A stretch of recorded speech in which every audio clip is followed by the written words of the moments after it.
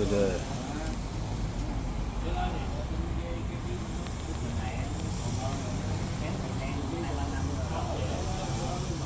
Ready to go to work.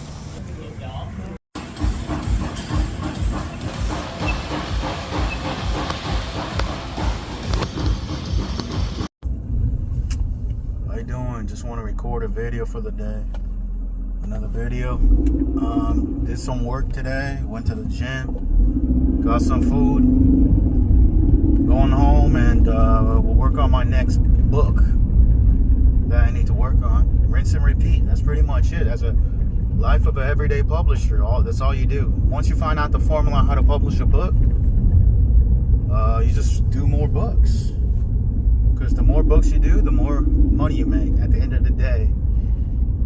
Most of the time, it's not the first book that you do that you're going to get success from. You know, it's not just about quality alone, but it's about both quality and quantity together. Both are important. And so that's what I'm aiming to do more books. And the more books you do, the better you get.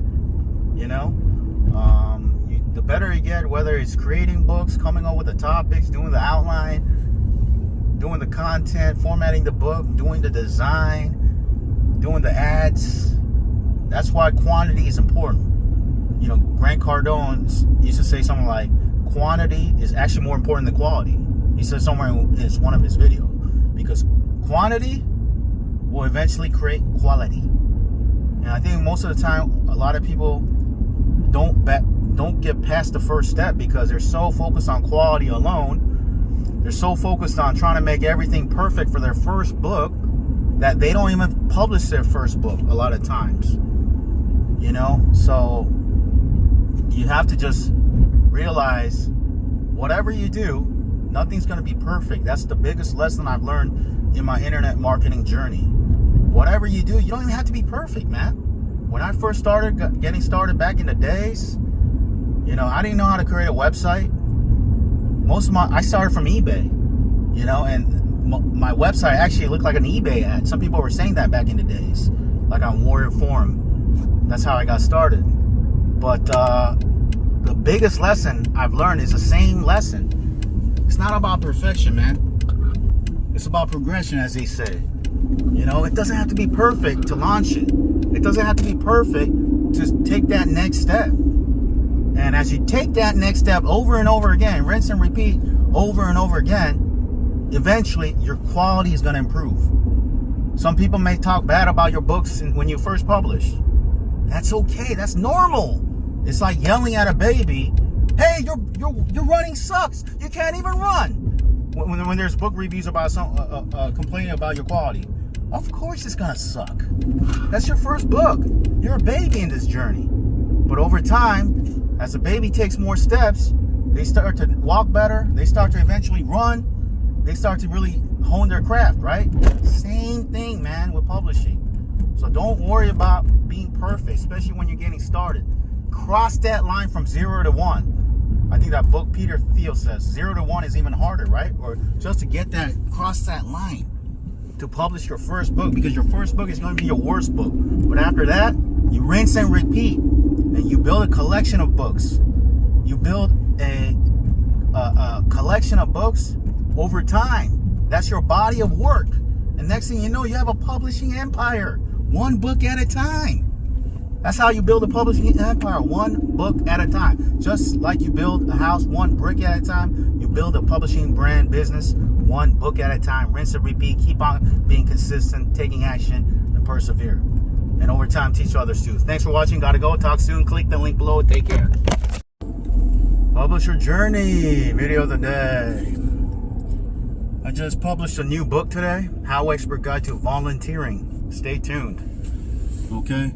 And I just published a Kindle ebook version and to all the major platforms. I was inspired by the LA fire event that unfortunately happened. I saw a lot of people, you know, step up and volunteer. There was a story of these hot dog vendors. Like 5 of them got together, started giving away hot dogs, and next thing you know, other vendors came together, other people came to volunteer.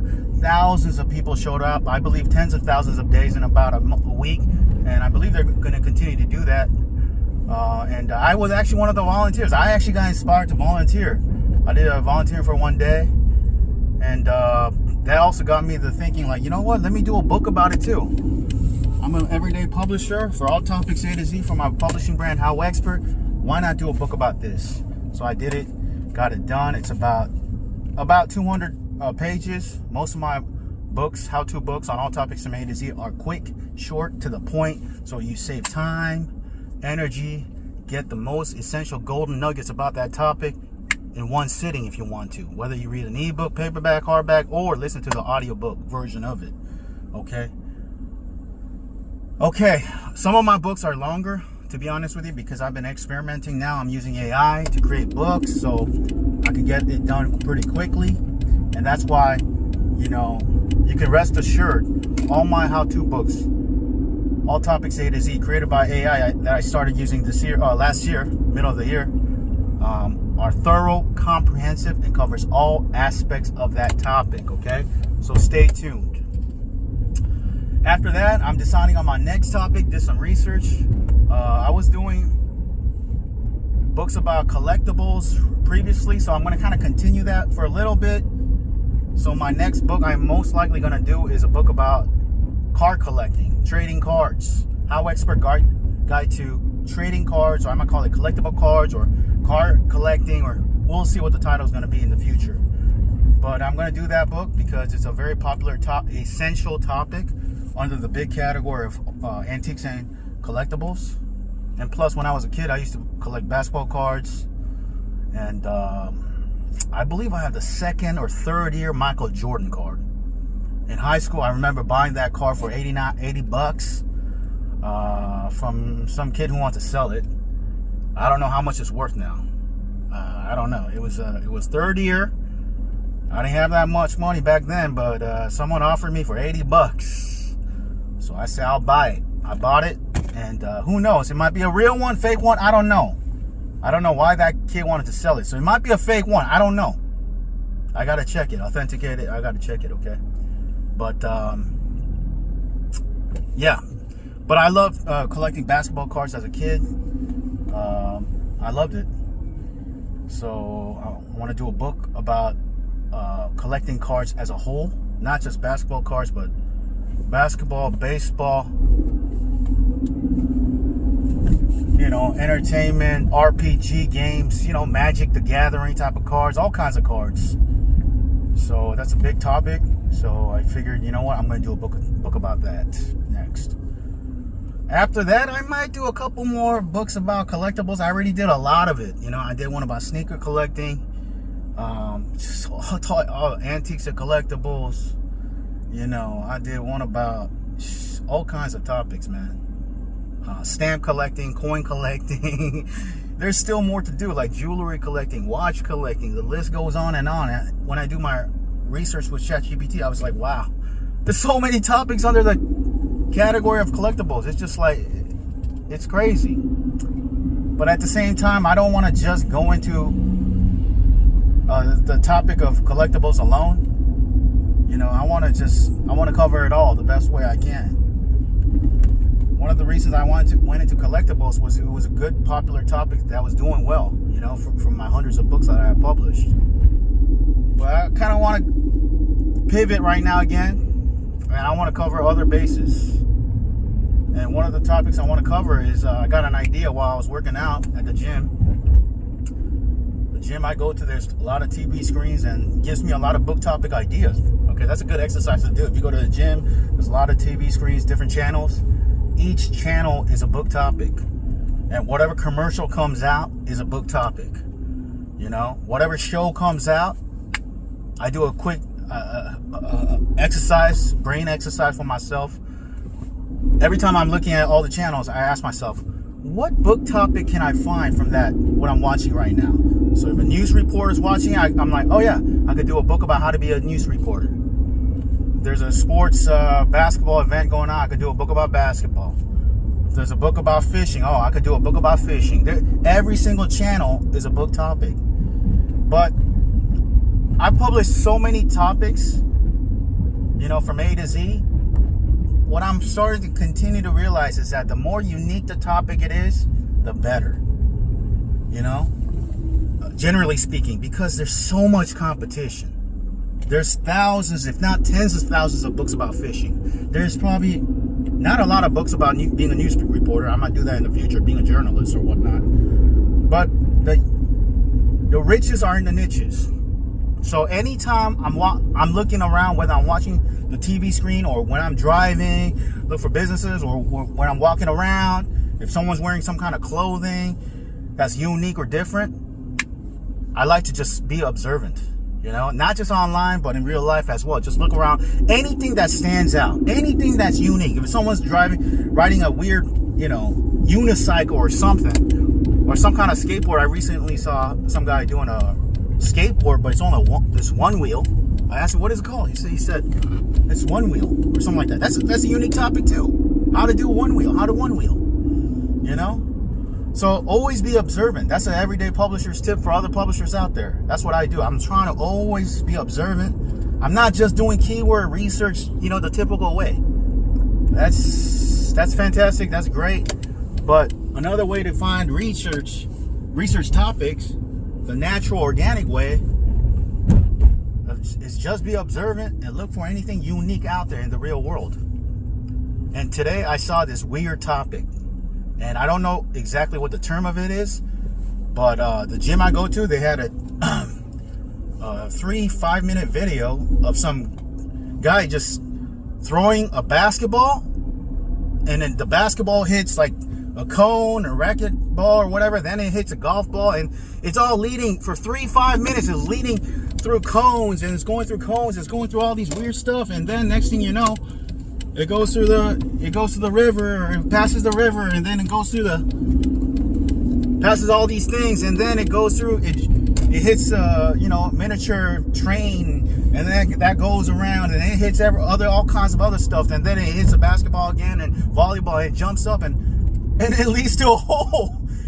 You know, I don't know what that topic is, but I'm sure there is an actual hobby name for that. I'm going to use ChatGPT and explain what I just explained to you, and I'm pretty sure ChatGPT will tell me what that unique hobby is, and then I'm going to do a book about that. Anytime you discover anything that you don't know the term for, that's a sign that's a unique topic. Anytime you discover a topic that you've never heard of, that's a unique topic.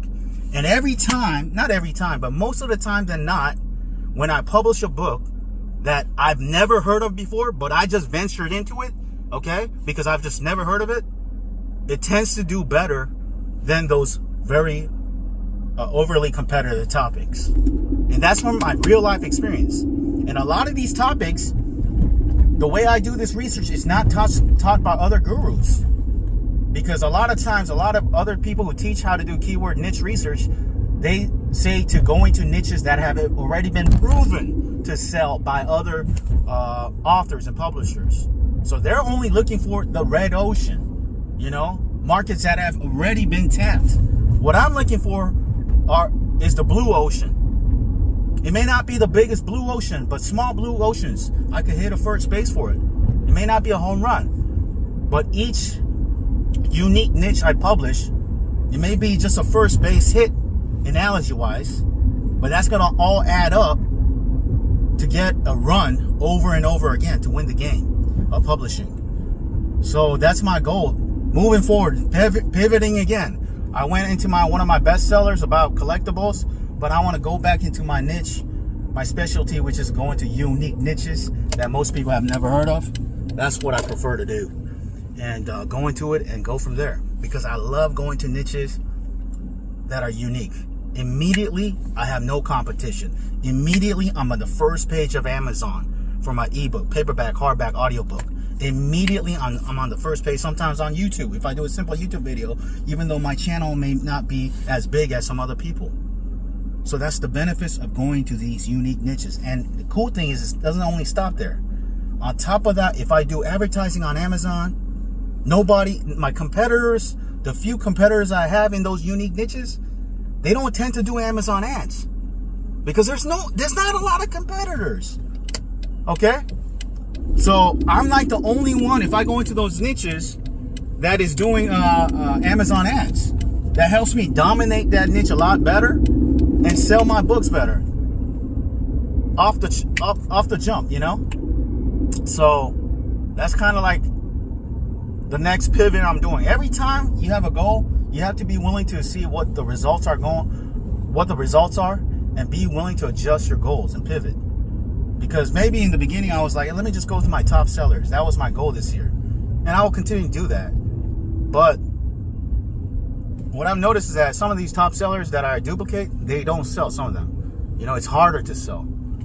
So I want to go back into mixing it up, work on my top sellers, and also do unique niches. And as I do these unique niches, I'm pretty confident that, you know what, it's easier to rank. It's easier to sell. It may not sell a lot. It may not be a home run. But guess what? I'm cool with single bases. And if I do this multiple times, hundreds of books, over and over again, guess what? It's going to all add up in the long run. So that's pretty much it. Publisher Journey video of the day.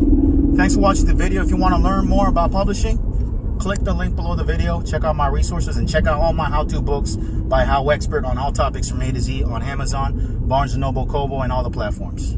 Thank you. Talk to you soon. Take care. Bye.